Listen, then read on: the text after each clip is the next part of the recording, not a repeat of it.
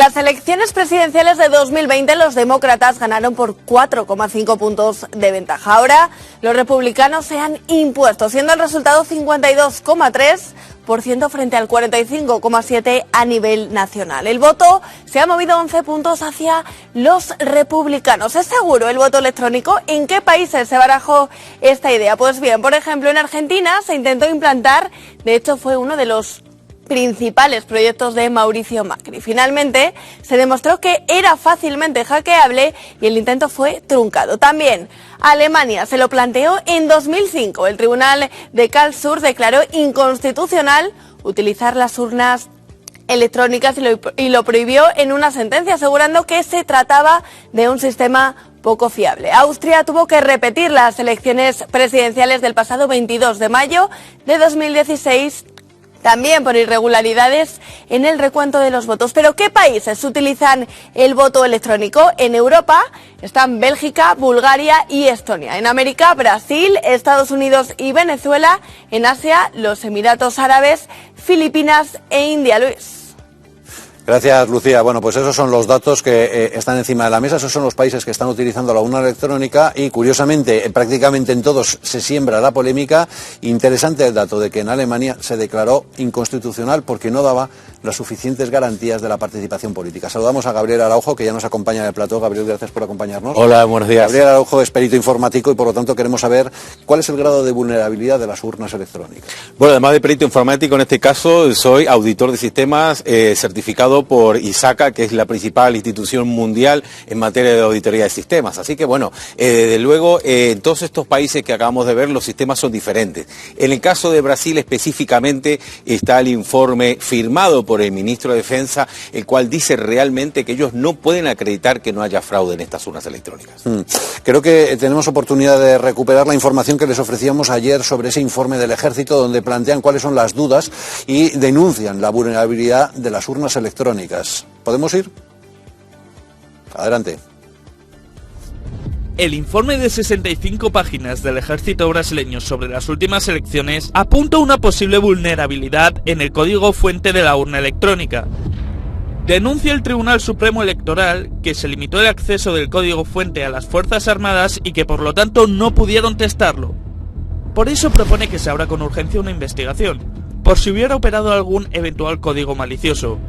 Por supuesto, la comisión debería de tener un carácter técnico por reconocidos expertos nombrados por los órganos que pueden fiscalizar la elección. El presidente del Tribunal Electoral, Alexandre Moraes, respondió casi de manera inmediata afirmando que la urna electrónica es un motivo de orgullo nacional y que las últimas elecciones demostraron su eficacia y total transparencia. Por su parte, Lula también reaccionó anoche en Twitter afirmando que trabaja por recuperar la armonía en las instituciones y la normalidad del país. Algunos generales han mostrado su disconformidad con el informe, lo que evidencia la división interna del ejército brasileño.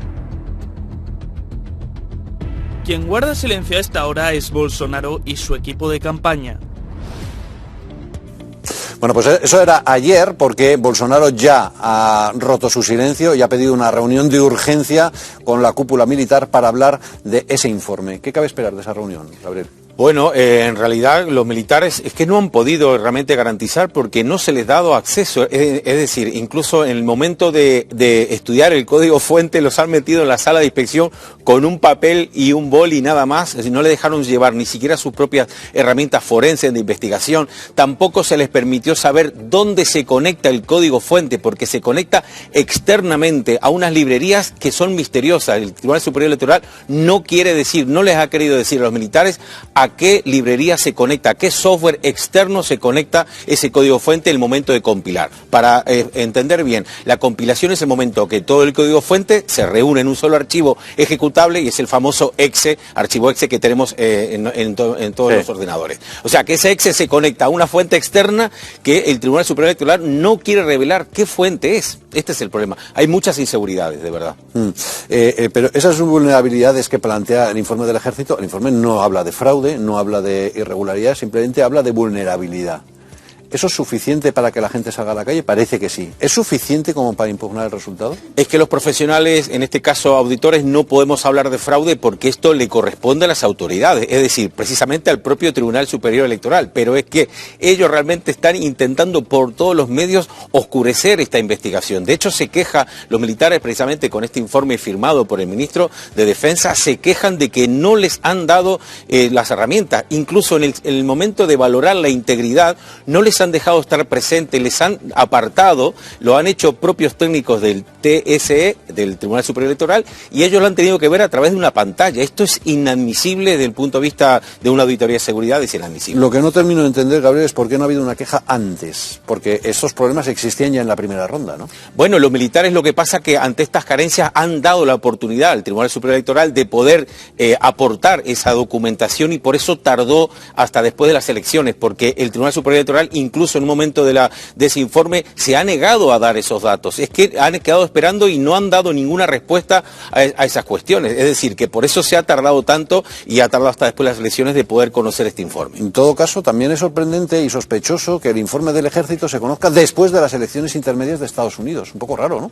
También, pero realmente ahí los militares no tienen nada que ver, sino que han dado la oportunidad a que respondan, ¿no? Hay dos anexos en este informe precisamente que dicen que nosotros hemos intentado que el Tribunal Superior Electoral nos diera esa información que nos faltaba y ha dado la callada por respuesta. Por tanto, es un organismo que debe realmente, si uno no tiene nada que ocultar, no hay ningún problema por mostrar toda la información. Bolsonaro ahora mismo es presidente del gobierno, de momento no se ha producido el traspaso de poderes. ¿Cabe esperar algo de esa reunión anunciada entre Bolsonaro y la cúpula militar de Brasil? Bueno, esperemos que los militares no le van a poder decir más que lo que dice en ese informe. Oiga, nosotros no hemos podido hacer esta auditoría en condiciones, por tanto, que realmente el Tribunal Superior Electoral aporte esa información que está ocultando. Y la pregunta es, ¿por qué la está ocultando? ¿Y de Estados Unidos, Gabriel, cabe esperar alguna sospecha también? Lo digo porque hay algún resultado que todavía está coleando. En Estados Unidos realmente no ha habido estas pruebas tan claras como en este caso de Brasil, que además es la segunda democracia más importante del mundo occidental después de Estados Unidos. Estamos hablando de muchos millones de votos, así que bueno, en Estados Unidos no ha habido estas pruebas tan evidentes como el caso de Brasil, que incluso con los datos oficiales se ha hecho ese cálculo estadístico por el cual inexplicablemente las urnas no auditadas de antes de 2020 todas muestran una desviación inexplicable en favor de Lula da Silva, claro. Ya. Bueno, vamos a seguir muy pendientes de lo que ocurre en Brasil, que realmente es apasionante todo lo que está ocurriendo en estas últimas horas y días. Gabriel Araujo, gracias. Encantado. Un abrazo. Gracias.